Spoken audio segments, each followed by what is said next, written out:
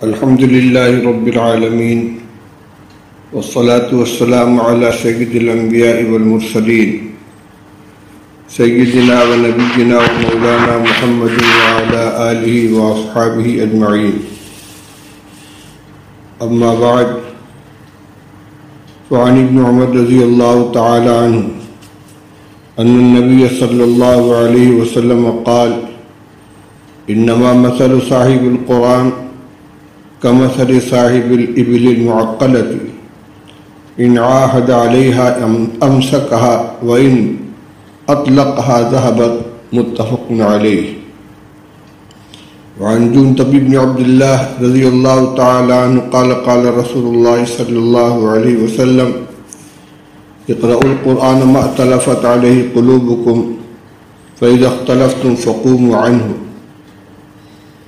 وعن ابي هريرة رضي الله تعالى عنه قال: قال رسول الله صلى الله عليه وسلم: ما أذن الله بشيء ما أذن لنبي يتغنى بالقرآن. متفق عليه. وعنه قال: قال رسول الله صلى الله عليه وسلم: ما أذن الله لشيء ما أذن لنبي حسن الصوت بالقرآن يجهر به. متفق عليه. بزرگان محترم، عزیزوں اور بھائیوں،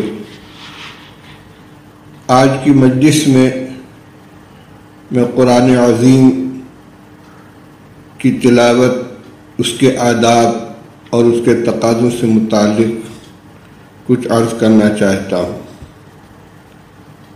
قرآن پاک اللہ کی آخری کتاب ہے، کتاب ہدایت ہے۔ اس کتاب کے ذریعے اللہ جل شانہ اپنے بندوں سے مخاطب ہوتے ہیں، اپنی خوشنودی اور اپنی ناراضگی کا معیار متعین فرماتے ہیں، حلال اور حرام کی تعلیم فرماتے ہیں۔ اس کی تلاوت اللہ کو راضی کرنے والا عمل اور اس سے غفلت اللہ جل شانہ کو ناراض کرنے والی چیز ہے۔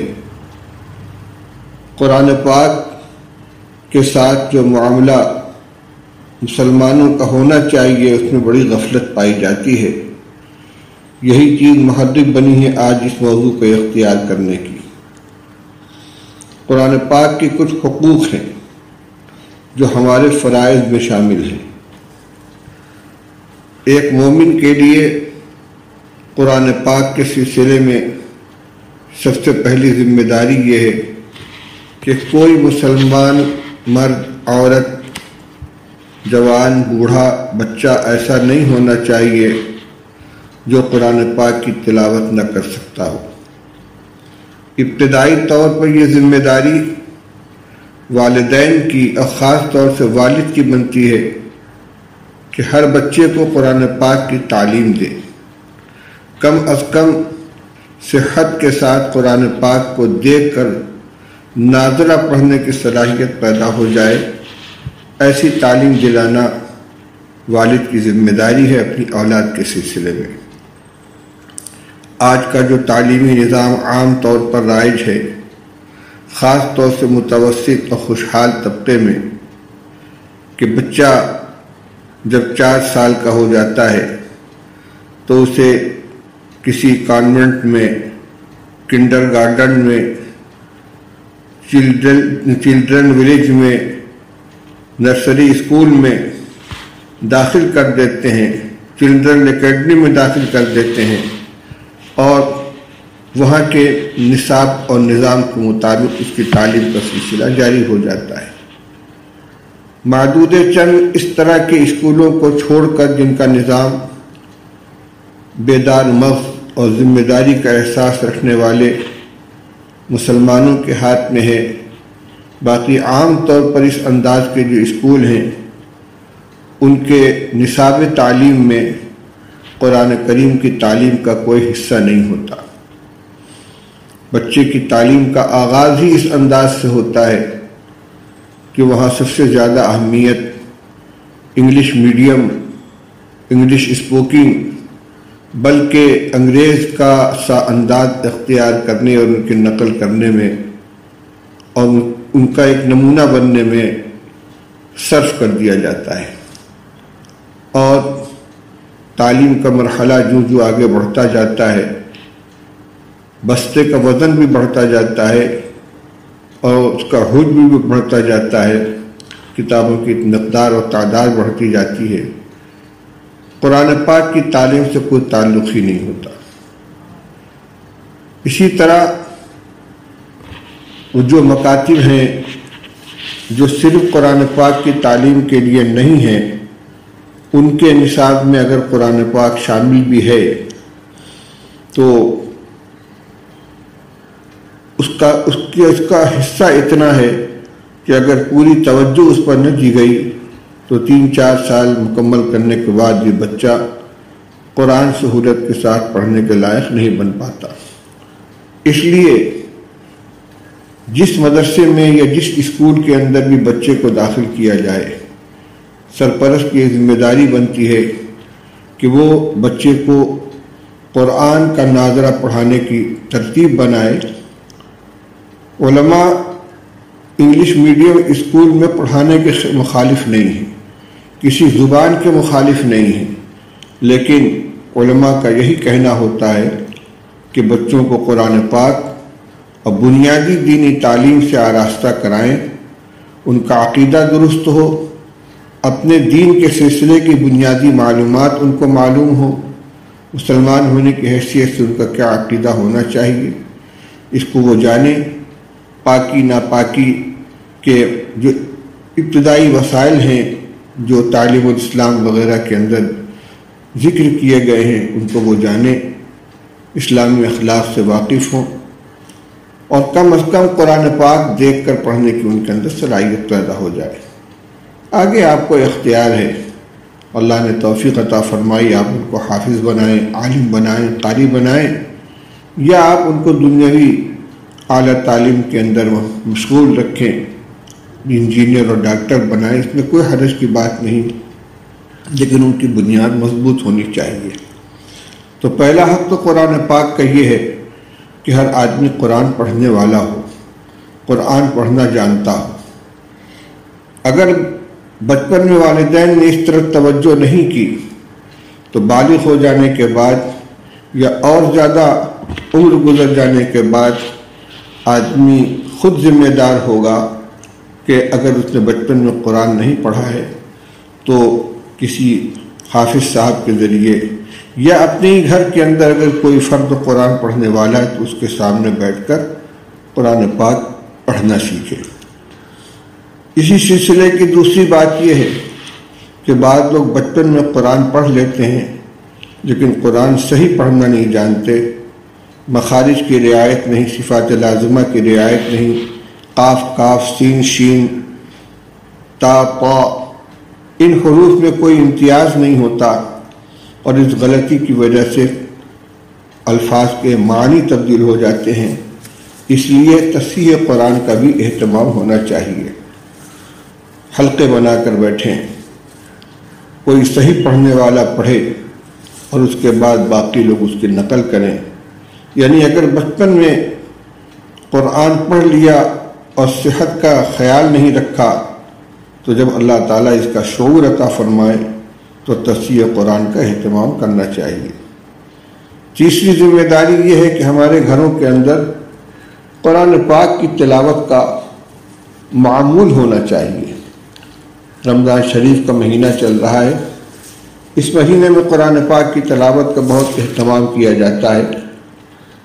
توفیق جس کو جتنی ملے، کوئی 4 ختم کرتا ہے، کوئی 5 ختم کرتا ہے، کم از کم 1-2 ختم کرنے والے تو عام طور پر مسلمان ہوتے ہیں، لیکن جس ذوق و شوق اور جس محنت کے ساتھ قرآن پاک کی تلاوت ماہ رمضان میں کی جاتی ہے، رمضان مبارک کے گزر جانے کے بعد پھر وہ توجہ قرآن کے سلسلے میں باقی نہیں رہتی، قرآن اٹھا کر طاق پہ رکھ دیا جاتا ہے، مہینوں ہو جاتا ہے قرآن پاک کو ہاتھ لگانے کی نوبت نہیں آتی۔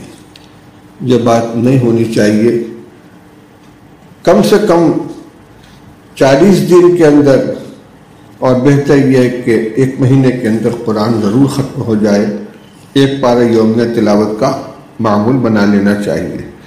اتنا بھی نہ ہو سکے تو اپنے وقت کی گنجائش اور اپنے قرآن پڑھنے کی رفتار کو دیکھ کر جتنا بھی ہو سکے کچھ نہ کچھ وقت فارغ کر کے روزانہ قرآن پاک کا معمول بنانا چاہیے۔ اس کے بعد یہ قرآن جو ہمارے لیے کتاب ہدایت ہے اور اس پر ایمان لانا ہمارے ایمان کا اہم جز ہے، یہ اللہ کی کتاب ہے، اس حوالے سے ایک حق قرآن پاک کا یہ بنتا ہے کہ اس کے حلال کیے ہوئے کو حلال جانے، اس کے حرام کیے ہوئے کو حرام جانے، اور اسی کے ساتھ ساتھ ہماری زندگی بھی اس کے مطابق گزرے۔ تو قرآن نے جن چیزوں کو حلال قرار دیا ہے ان کے ساتھ ہمارا معاملہ حلال جیسا ہونا چاہیے، اور جن چیزوں کو حرام قرار دیا ہے ان کے ساتھ حرام جیسا معاملہ ہونا چاہیے۔ قرآن نے سود کو حرام قرار دیا ہے، جوا کو حرام قرار دیا ہے۔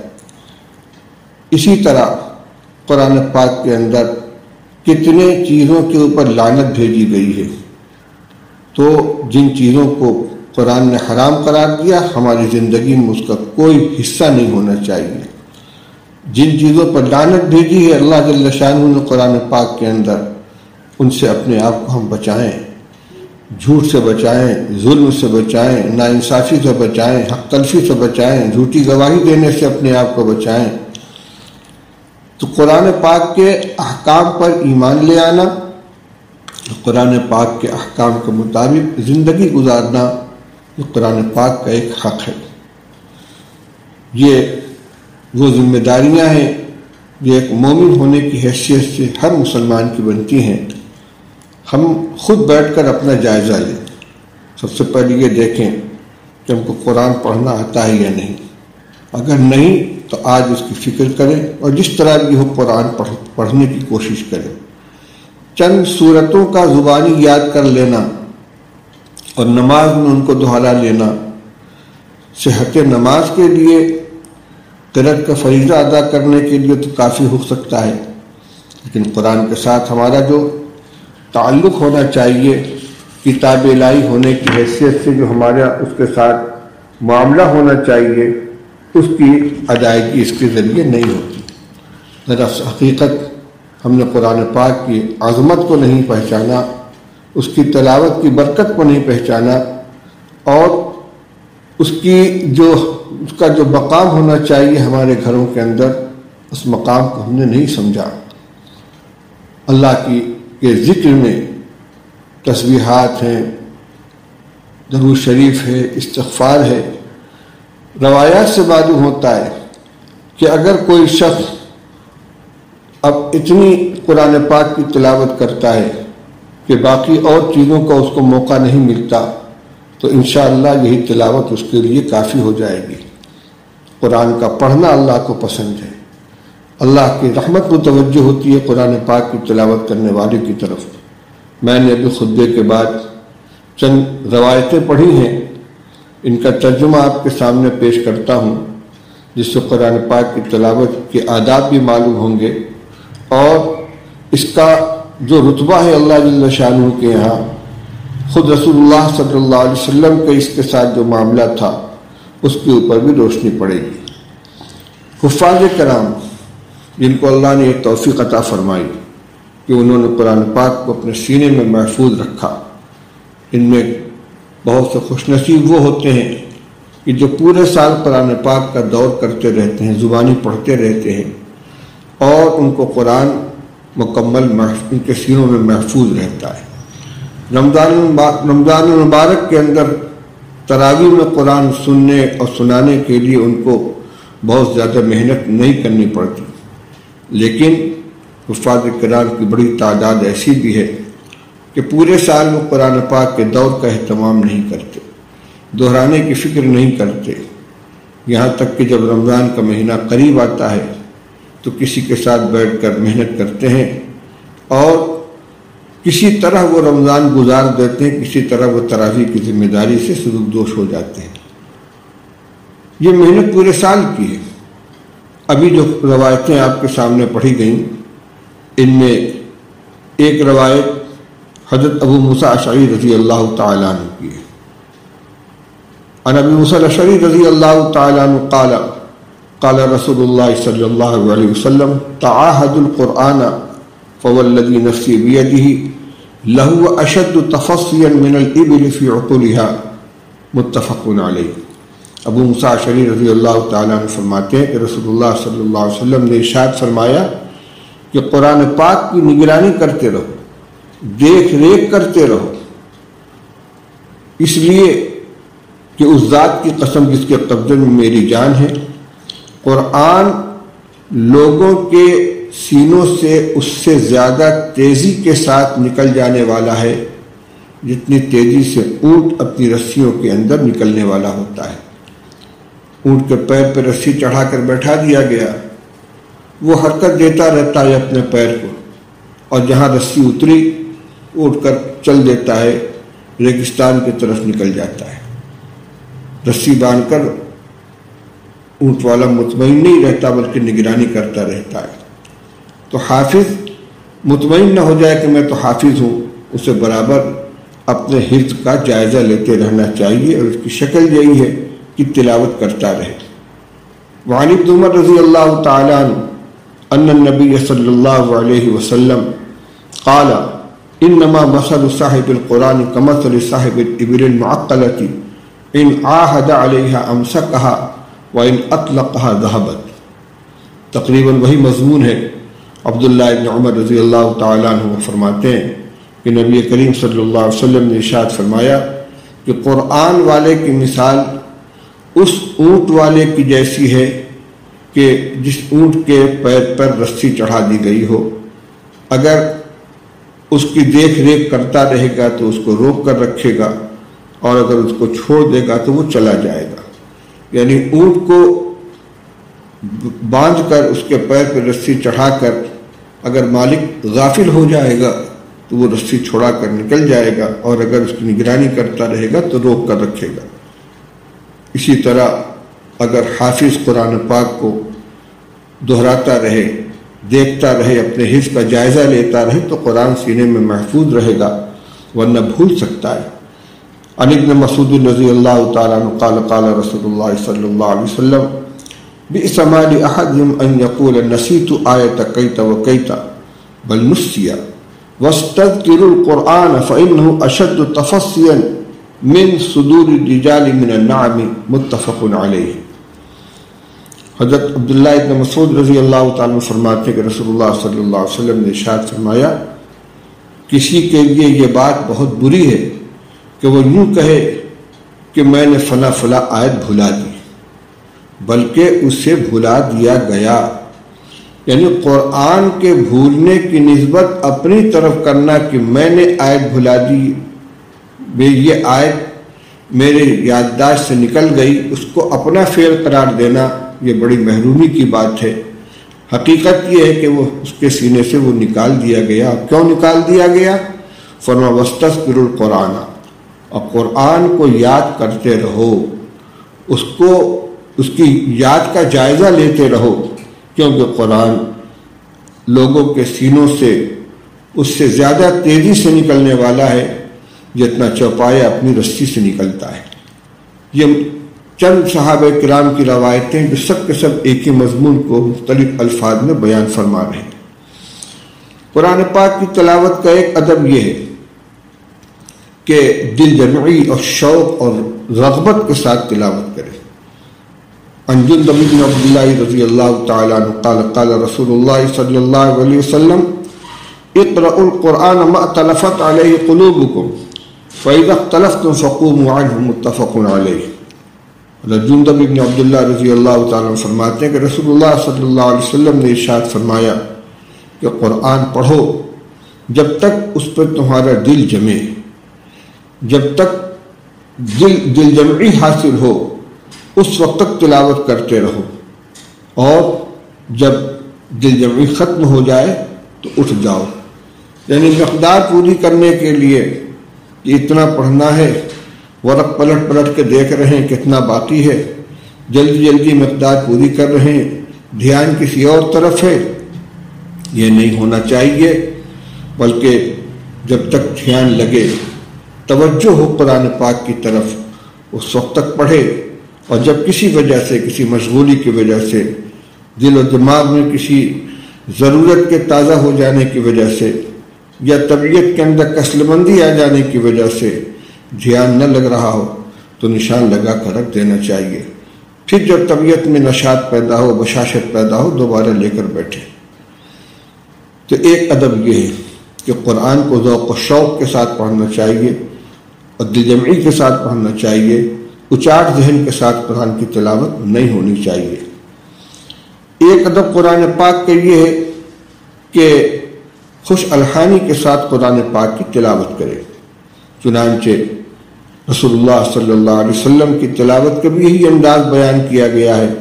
آپ ٹھہر ٹھہر کر اطمینان سے تلاوت کرتے تھے، اور رسول اللہ صلی اللہ علیہ وسلم نے یہ بھی ارشاد فرمایا کہ جو شخص خوش الحانی کے ساتھ دھیان لگا کر شوق کے ساتھ قرآن کی تلاوت کرتا ہے، اللہ تعالیٰ کی رحمت اس کی طرف متوجہ ہوتی ہے۔ وعن ابی ہریرہ رضی اللہ تعالیٰ عنہ قال قال رسول اللہ صلی اللہ علیہ وسلم ما اذن اللہ بشیء ما اذن لنبی یتغنى بالقرآن متفق علیہ۔ وعنہ قال قال رسول اللہ صلی اللہ علیہ وسلم ما اذن اللہ لشیء ما اذن لنبی حسن الصوت بالقرآن یجہر بہ متفق علیہ۔ حضرت ابو ہریرہ رضی اللہ تعالیٰ عنہ فرماتے ہیں کہ رسول اللہ صلی اللہ علیہ وسلم نے ارشاد فرمایا، اللہ تعالیٰ کسی چیز کی طرف ایسی توجہ نہیں فرماتے جیسی توجہ نبی کی آواز کی طرف فرماتے ہیں جو خوش الحانی کے ساتھ قرآن پاک کی تلاوت کر رہا۔ انہی ابو ہریرہ رضی اللہ تعالیٰ عنہ سے تھوڑے الفاظ کے اختلاف کے ساتھ دوسری روایت میں رسول اللہ صلی اللہ علیہ وسلم کے یہ ارشاد نقل کیا گیا ہے، ما اذن اللہ لشیء ما اذن لنبی حسن الصوت بالقرآن یجہر بہ۔ اللہ تعالیٰ کسی چیز کی طرف اتنی توجہ نہیں فرماتے جتنی توجہ اس نبی کی طرف فرماتے ہیں کہ جو قرآن پاک کو اچھی آواز کے ساتھ اور بلند آواز سے تلاوت کر رہا۔ ایک روایت انہی ابو ہریرہ رضی اللہ تعالیٰ عنہ کے فرمایا قال قال رسول اللہ صلی اللہ علیہ وسلم لیس منا من لم یتغن بالقرآن۔ رسول اللہ صلی اللہ علیہ وسلم ارشاد فرماتے ہیں کہ وہ شخص ہم میں سے نہیں ہے کہ جو قرآن کو خوش الحانی کے ساتھ تلاوت نہ کرے، جو قرآن پاک کی تلاوت خوش الحانی کے ساتھ نہ کرے۔ یاد رہے کہ یہاں خوش الحانی سے مراد گانے کی طرح آواز میں لوث پیدا کرنا نہیں ہے، بلکہ خشوع و خضوع اور شوق اور رغبت اور کلام الہی کے تلاوت کا جو طریقہ ہونا چاہیے اس طرح کی خوش الحانی مراد ہے، کیونکہ خود رسول اللہ صلی اللہ علیہ وسلم نے ایک روایت میں ارشاد فرمایا ہے کہ قرآن کی تلاوت لحون عرب میں، یعنی عرب کے لوگوں کے پڑھنے کی طرح کرو۔ تو یہ خوش الحانی وہی ہوگی کہ جو قرآن کے پڑھنے کا طریقہ ہے، شوق اور رغبت کے ساتھ اس طرح قرآن پاک کو پڑھا جائے۔ قرآن کا پڑھنا اور اس کا سننا دونوں نبی کریم صلی اللہ علیہ وسلم کی سنت ہے۔ اس سلسلے میں دو روایتیں سنیے۔ وعن عبداللہ بن مسعود رضی اللہ تعالیٰ عنہ قال قال لی رسول اللہ صلی اللہ علیہ وسلم وهو علی المنبر اقرأ علی قلت اقرأ علیک وعلیک انزل قال انی احب ان اسمعه من غیری فقرأت سورة النساء حتى اتیت الى هذه الآیة فكيف اذا جئنا من كل امة بشهید وجئنا بك على هؤلاء شهیدا قال حسبك الآن فالتفت الیہ فاذا عیناہ تذرفان متفق علیہ۔ حضرت عبداللہ بن مسعود رضی اللہ تعالیٰ عنہ فرماتے ہیں کہ مجھ سے رسول اللہ صلی اللہ علیہ وسلم نے ارشاد فرمایا، درا حال کہ آپ ممبر پر تھے، فرمایا کہ تم مجھے قرآن پڑھ کر سناؤ۔ میں نے عرض کیا میں آپ کو قرآن سناؤں جبکہ آپ ہی پر قرآن اترا ہے، آپ ہی پر نازل ہوا ہے۔ آپ نے فرمایا میں چاہتا ہوں کہ میں قرآن کو دوسرے سے سنوں۔ چنانچہ میں نے آپ کے سامنے سورہ نساء کی تلاوت شروع کی، یہاں تک کہ جب میں اس آیت پر پہنچا کیف اذا جئنا من کل امۃ بشہید وجئنا بک علی ہؤلاء شہیدا، جس کا ترجمہ یہ ہے کہ اس وقت کیا حال ہوگا جب کہ ہم ہر امت میں سے ایک گواہ لے آئیں گے اور آپ کو ان سب کے اوپر گواہ بنا کر کھڑا کریں گے۔ جب میں اس آیت پر پہنچا تو رسول اللہ صلی اللہ علیہ وسلم نے ارشاد فرمایا اب بس کرو، حسبک الآن، اب بس کرو۔ عبداللہ بن مسعود رضی اللہ تعالیٰ عنہ فرماتے ہیں کہ میں نے آپ کی طرف متوجہ ہو کر دیکھا تو آپ کی دونوں آنکھوں سے آنسو بہ رہے تھے۔ قرآن پاک کی تلاوت کا بھی یہ اثر تھا۔ دوسرے، اس آیت کریمہ کے اندر جو مضمون بیان کیا گیا ہے، میدان محشر کا نقشہ کھینچا گیا ہے کہ وہاں ہر امت اور ہر جماعت کے اوپر ایک گواہ کھڑا کیا جائے گا اور رسول اللہ صلی اللہ علیہ وسلم کو ان سب کے اوپر گواہ بنایا جائے گا۔ اس وقت کے اس حال کا تصور کر کے رسول اللہ صلی اللہ علیہ وسلم کی آنکھیں ڈبڈبا آئیں، آپ کی آنکھوں سے آنسو نکلنے لگا۔ یہ تو عمل ہے کہ رسول اللہ صلی اللہ علیہ وسلم نے دوسرے صحابی سے قرآن پاک پڑھوا کر سنا۔ اب خود حضور صلی اللہ علیہ وسلم کا دوسرے کو سنانا۔ وعن انس رضی اللہ تعالیٰ عنہ قال قال رسول اللہ صلی اللہ علیہ وسلم لأبی بن کعب رضی اللہ عنہ ان اللہ امرنی ان اقرأ علیک القرآن قال اللہ سمانی لکا قال نعم قال وقد ذکرت عند رب العالمین قال نعم فذرفت عیناہ وفی روایت ان اللہ امرنی ان اقرأ علیک لم یکن الذین کفروا قال وسمانی قال نعم فبکا متفق علیہ۔ حضرت انس بن مالک رضی اللہ تعالیٰ عنہ فرماتے ہیں کہ رسول اللہ صلی اللہ علیہ وسلم نے حضرت ابی بن کعب رضی اللہ تعالیٰ عنہ سے فرمایا کہ اللہ نے مجھے اس بات کا حکم دیا ہے کہ میں تمہارے سامنے قرآن کی تلاوت کروں، میں تمہیں قرآن پڑھ کر سناؤں۔ حضرت ابی بن کعب رضی اللہ تعالیٰ نے عرض کیا اللہ سمانی لکا، یا رسول اللہ کیا اللہ نے آپ سے میرا نام لے کر کہا ہے؟ قال نعم، آپ نے فرمایا ہاں۔ کہنے لگے وقت ذکرت عند رب العالمین، رب العالمین کے سامنے میرا نام لیا گیا، میرا تذکرہ کیا گیا۔ آپ نے فرمایا نعم، ہاں۔ وذرفت عیناہ، ابی بن کعب رضی اللہ تعالیٰ عنہ کی آنکھوں سے آنسو جاری ہو گئے۔ پر میں کتنا خوش نصیب ہوں، اللہ جل شانہ کہ میرا نام لیا گیا، میرا نام لے کر رسول اللہ صلی اللہ علیہ وسلم سے فرمایا گیا ہے کہ ابی بن کعب کو قرآن پڑھ کر سنائی گئی۔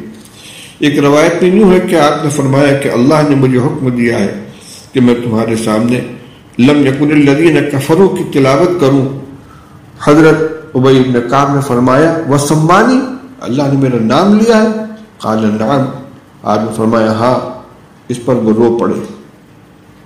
اس جگہ ایک بات خاص طور سے توجہ کی ہے، رسول اللہ صلی اللہ علیہ وسلم نے خود قرآن پڑھ کر لوگوں کو سنایا ہے عام طور پر، چنانچہ آپ کا جو فرض منصبی بیان کیا گیا ہے قرآن پاک کے اندر یتلو علیہم آیاتہ ویزکیہم ویعلمہم الکتاب والحکمہ، کہ آپ کو اللہ نے مبعوث فرمایا، آپ کا کام یہ ہے کہ لوگوں کو آپ قرآن پڑھ کر سناتے ہیں، ان کے سامنے تلاوت کرتے ہیں، ان کو کتاب کی تعلیم دیتے ہیں، حکمت کی تعلیم دیتے ہیں، یعنی قرآن میں کیا بیان کیا گیا ہے، کیا احکام ہیں، ان کو بیان فرماتے ہیں، اس کی شرح فرماتے ہیں، حکمت کی دانائی کی باتیں بتاتے ہیں جن کو احادیث کہا جاتا ہے، اور لوگوں کا تزکیہ کرتے ہیں۔ ان میں سب سے پہلا فریضہ یتلو علیہم آیاتہ ہی ہے، جو قرآن آپ پر اللہ کی طرف سے نازل ہوتا ہے آپ اس کو لوگوں کے سامنے پڑھ کر سناتے ہیں، لوگوں تک اس کو پہنچاتے ہیں۔ یہ تو آپ کا عمل تھا عام صحابہ رضی اللہ تعالیٰ عنہ کے ساتھ۔ خاص طور پر یہاں آپ نے ابی بن کعب رضی اللہ تعالیٰ عنہ کے سامنے اللہ کے حکم سے تلاوت فرمائی ہے، اور حضرت عبداللہ بن مسعود رضی اللہ تعالیٰ عنہ سے پڑھوا کر سنا ہے۔ اس میں نقطہ یہ ہے کہ رسول اللہ صلی اللہ علیہ وسلم نے فرمایا استقرئوا القرآن من اربعین، 4 صحابہ کو نامزد فرمایا کہ ان سے قرآن پڑھا کرو۔ جن میں حضرت ابی ابن کعب رضی اللہ تعالیٰ عنہ، حضرت عبداللہ ابن مسعود رضی اللہ عنہ، حضرت معاذ ابن جبل رضی اللہ عنہ، حضرت زید ابن ثابت ہیں، حضرت سالم مولا حذیفہ ہیں۔ ویسے یہ نام 5 ہو جاتا ہے۔ روایتوں میں، بعض روایتوں میں حضرت عبداللہ ابن مسعود کا نام ہے، بعض میں ان کی جگہ دوسرے صحابی کا نام ہے۔ اگر دونوں روایتوں کو ملا دیا جائے تو یہ 5 صحابہ ہوتے ہیں جن کو معلم قرآن کہا جاتا ہے۔ ان میں بھی حضرت ابی ابن کعب رضی اللہ تعالیٰ عنہ کو قاری قرآن ہونے کی حیثیت سے سب سے زیادہ نمایاں مقام حاصل ہے۔ چنانچہ رسول اللہ صلی اللہ علیہ وسلم نے مختلف صحابہ کرام رضی اللہ عنہم کی جو خصوصیات بیان فرمائی ہیں، ان میں ابی ابن کعب رضی اللہ تعالیٰ عنہ کے بارے میں فرمایا اقرأہم ابی ابن کعب، کہ صحابہ میں سب سے بڑے قاری ابی ابن کعب ہیں۔ تو رسول اللہ صلی اللہ علیہ وسلم نے خود قرآن پاک پڑھ کر تلاوت کا انداز سکھایا ہے۔ ابی ابن کعب رضی اللہ تعالیٰ عنہ کو اقرا، سب سے عمدہ، سب سے بہتر قرآن پڑھنے والا اور قرآن پاک کا معلم ہونے کی جو سند رسول اللہ صلی اللہ علیہ وسلم نے عطا فرمائی ہے، اسی سلسلے میں آپ نے ان کو قرآن خاص طور پر پڑھ کر سنایا ہے اللہ کے حکم سے، تاکہ ان کو معلوم ہو کہ قرآن پاک کی تلاوت کا کیا طریقہ ہے، اس کی ادائیگی کا کیا طریقہ ہے۔ اسی طرح استاد شاگرد سے پڑھوا کر سنتا ہے، اس کے بعد اسے سند دیتا ہے۔ تو رسول اللہ صلی اللہ علیہ وسلم نے عبداللہ بن مسعود رضی اللہ تعالیٰ عنہ سے قرآن پاک پڑھوا کر سنا ہے اور اس کی تصنیف فرمائی ہے، اور ان کو بھی معلم قرآن ہونے کا شرف ملا ہے۔ اس سے ایک بات یہ معلوم ہوئی کہ قرآن کی تصحیح کے لیے ہر شخص کے لیے ضروری ہے کہ کسی صحیح قرآن پڑھنے والے کے سامنے کم از کم 1-2 بار پورے قرآن کا اعادہ کر لے۔ بچپن میں پڑھا ہوا ہو سکتا ہے اس میں کچھ غلطیاں رہ گئی ہوں، ادائیگی کے اندر غلطیاں رہ گئی ہوں۔ قرآن پاک میں بعض مقامات ایسے آتے ہیں کہ لکھا ہوا بظاہر کچھ ہے، پڑھنے کا انداز کچھ ہے، کہیں الف نہیں پڑھا جاتا، کہیں لام نہیں پڑھا، حمزہ نہیں پڑھا جاتا۔ جیسے بئس الاسم الفسوق، بظاہر لکھا ہوا بئس الاسم الفسوق، لیکن اگر معلم کے سامنے اس کو دہرائے گا جو صحیح قرآن پڑھنے والا ہے تو اس کی تلاوت صحیح ہو جائے گی۔ اسی طرح حروف کی ادائیگی، جیم ہے، زا ہے، زال ہے، وا ہے، ان کی ادائیگی کا طریقہ کیا ہے، ان میں آپس میں فرق کیا ہے۔ سب کو جیم کی طرح یا سب کو زا کی طرح پڑھنا یہ غلط ہے۔ سین اور صاد کی ادائیگی میں کیا فرق ہے، ضاد کیسے ادا کی جاتی ہے، تا قا کے اندر کیا فرق ہے، سین اور شین میں کیا فرق ہے، قاف اور کاف میں کیا فرق ہے، یہ استاد کے سامنے، کسی صحیح قرآن پڑھنے والے کے سامنے جب اس کی مشق کی جائے گی تو صحت ہوگی۔ تو یہ بھی ایک ذمہ داری ہے کہ بچپن میں اگر نورانی قاعدہ کے ذریعے یا صحیح استاد کے سامنے قرآن پڑھنے کا موقع نہیں ملا، گھر کی خواتین سے پڑھ لیا، بڑی بوڑھیوں سے پڑھ لیا، کسی مکتب کے میاں جی سے پڑھ لیا جن کو قرآن صحیح پڑھنا نہیں آتا تھا، تو بعد میں اس کی تصحیح ہونی چاہیے۔ یہ رسول اللہ صلی اللہ علیہ وسلم کے عمل سے یہ چیز ملی۔ اسی طرح حفاظ کو بھی اس حدیث پاک سے یہ رہنمائی ملتی ہے کہ قرآن پاک کا دور کرتے رہیں۔ صحیح فرمایا گیا کہ دور کرنا رسول اللہ صلی اللہ علیہ وسلم کی سنت ہے۔ ہر سال رسول اللہ صلی اللہ علیہ وسلم جبریل امین علیہ الصلاۃ والسلام کے ساتھ قرآن پاک کا دور فرمایا کرتے تھے 1 مرتبہ، اور جس سال رسول اللہ صلی اللہ علیہ وسلم کی وفات ہوئی ہے اس سال آپ نے 2 دور فرمایا ہے۔ تو یہ دور کرنا صرف رمضان کی تراویح سنانے ہی کے لیے نہیں ہے، بلکہ خود رسول اللہ صلی اللہ علیہ وسلم کی سنت ہے، اس کا حفاظ کرام کو اہتمام ہونا چاہیے۔ یہ چند آداب جو میں نے قرآن پاک کے سلسلے میں آپ کے سامنے ذکر کیے ہیں، یہ بس مجھ سے نمونہ دوبارے ہے، یہ مکمل اس کے آداب نہیں آ سکے، اس لیے کہ محدود وقت کے اندر گفتگو کرنی مقصود ہوتی ہے۔ جو حق ہے قرآن پاک کا اس کو ہم پہچانیں۔ ایک ضروری بات جو مختصراً عرض کر کے اپنی بات ختم کرنا چاہتا ہوں کہ یہ ساری کی ساری چیزیں قرآن کی تلاوت سے متعلق ہیں۔ قرآن کے ذریعے اللہ تعالی ہم سے مخاطب ہوتے ہیں۔ ایک تو قرآن کی تفسیر کا مسئلہ ہے، اس کی باریکیاں ہیں، اس کے نقطے ہیں، یہ تو ماہر علماء کرام کا کام ہے، لیکن قرآن پاک کو عبرت پذیری کے لیے اور اس سے نصیحت حاصل کرنے کے لیے آسان کیا گیا۔ وَلَقَدْ يَسَّرْنَا الْقُرْآنَ لِلذِّكْرِ فَهَلْ مِن مُدَّكِرٍ۔ اللہ تعالیٰ فرماتے ہیں کہ ہم نے قرآن پاک کو نصیحت حاصل کرنے کے لیے آسان کر دیا، ہے کوئی نصیحت حاصل کرنے والا؟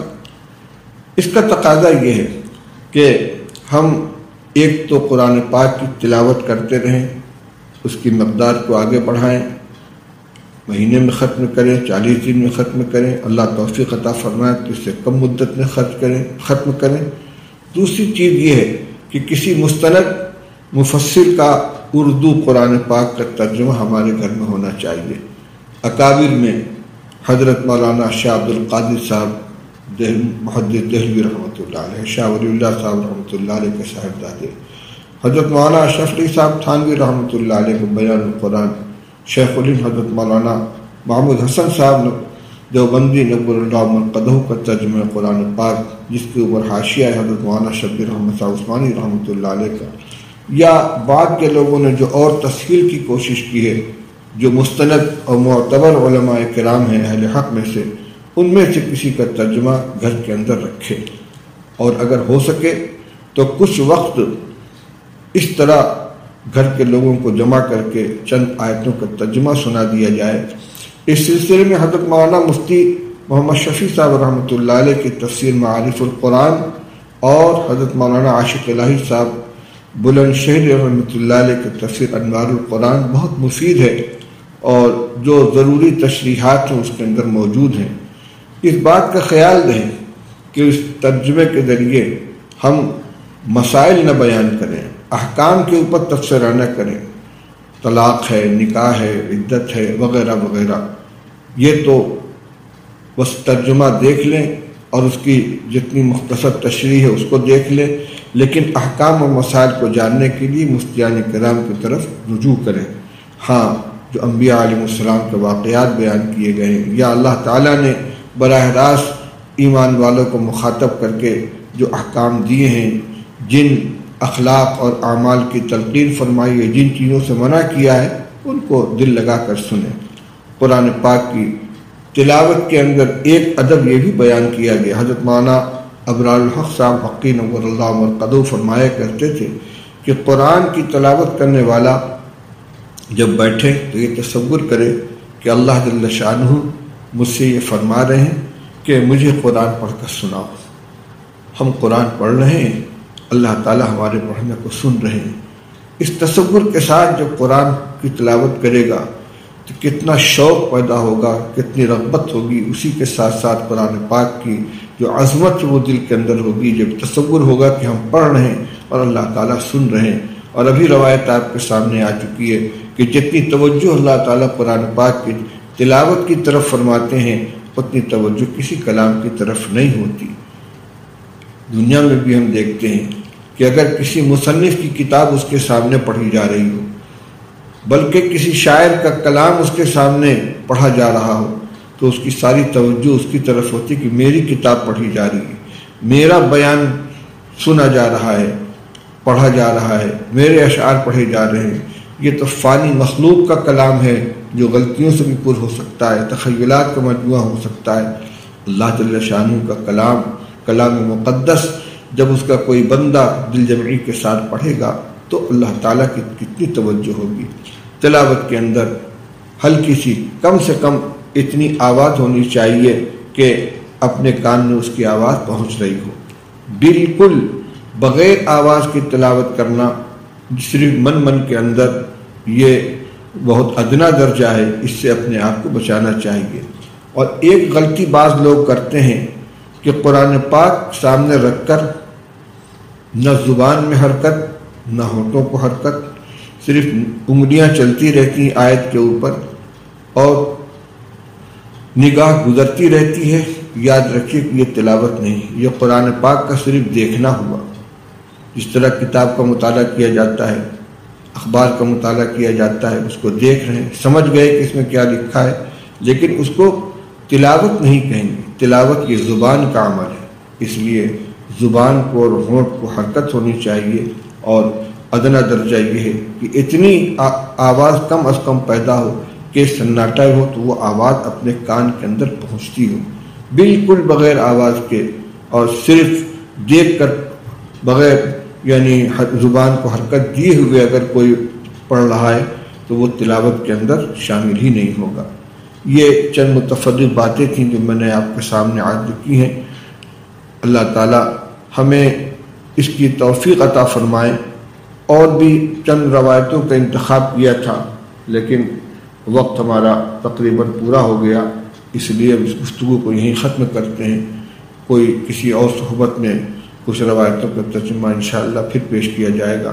اللہ تعالی ہم سب کو عمل کرنے کی توفیق عطا فرمائے۔ وآخر دعوانا الحمدللہ رب العالمین۔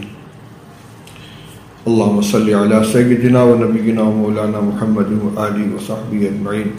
ربنا آتنا فی الدنیا حسنۃ وفی الآخرۃ حسنۃ وقنا عذاب النار۔ اللهم انس وحشتنا في قبورنا، اللهم ارحمنا بالقرآن العظيم واجعله لنا إماما ونورا وهدى ورحمة، اللهم ذكرنا منه ما نسينا وعلمنا منه ما جهلنا وارزقنا تلاوته آناء الليل وآناء النهار واجعله لنا حجة يا رب العالمين۔ لا إله إلا أنت سبحانك إني كنت من الظالمين۔ رب اغفر وارحم وأنت خير الراحمين، رب اغفر وارحم واعف وتكرم وتجاوز وما تعلم إنك أنت العز الأكرم، رب اغفر وارحم وأنت خير الراحمين۔ اے اللہ ہمیں قرآن پاک کی عظمت سمجھنے کی توفیق عطا فرما، قرآن پاک کی صحیح تلاوت کرنے کی توفیق عطا فرما، ہمارے گھروں کو قرآن پاک کے نور سے منور فرما، ہمارے سینوں کو منور فرما، قرآن پاک کی تلاوت کے ذریعے ہمارے دلوں کے زنگ کو دور فرما، ہمارے دلوں میں اپنی خشیت اور اپنی محبت پیدا فرما، ہمارے گھروں کو تلاوت قرآن پاک سے آباد فرما، قرآن کے سلسلے میں جو حقوق ہمارے اوپر عائد ہیں اللہ ان کو ادا کرنے کی توفیق عطا فرما۔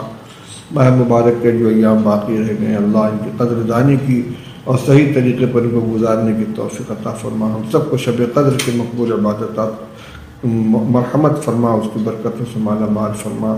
ربنا آتنا فی الدنیا حسنۃ وفی الآخرۃ حسنۃ وقنا عذاب النار، وصلی اللہ علی النبی الکریم برحمتک یا ارحم الراحمین۔